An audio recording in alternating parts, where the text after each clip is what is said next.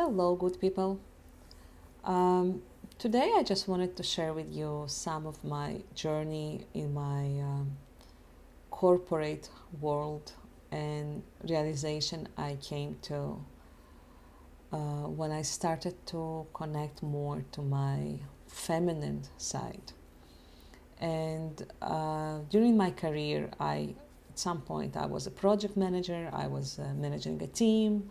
There were milestones. There were due dates. I had a manager to report to, and I was accountable for the performance of all of my team members. So I naturally needed to micromanage people and get statuses and set goals. And it was a really, really intense day fighting with other competitors and competitive vendors, some managers. Like there was always something going on, really stressful, a real um, masculine survival world. And by the time I would get home, I would be A, drained,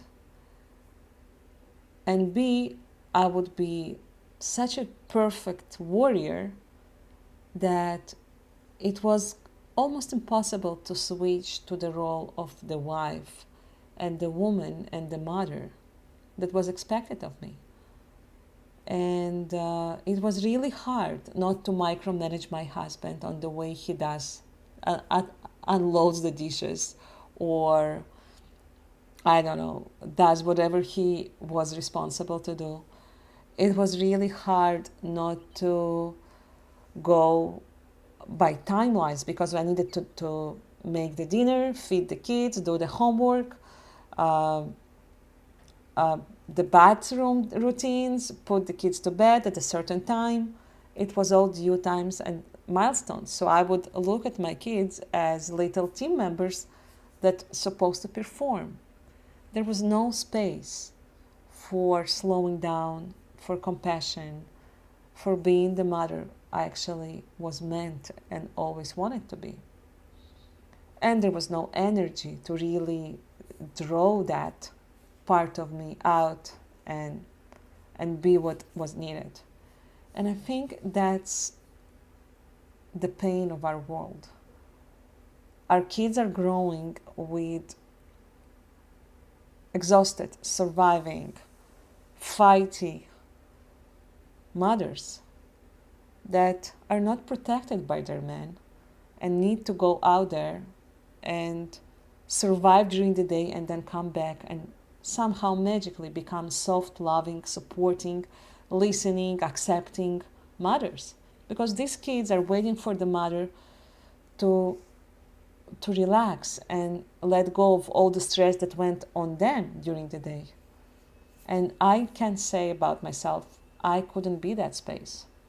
I just wanted to do it all by time so the kids will make it to bed on time, then give some attention to my poor ex-husband where I had no energy at all and no interest, and then just pass out till the next morning where it is again a routine of dressing up, feeding the kids, uh, packing the lunch boxes.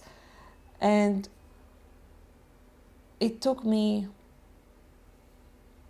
the realization of how I'm living my life to start changing it.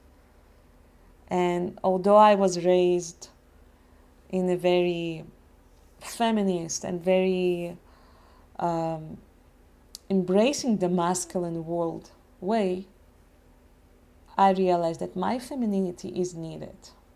My kids need my feminine me. The man, my partner, he needs my feminine me. He has the masculine. And it's just the beginning of the journey, but just the realization, just to admit it, that I was led wrong.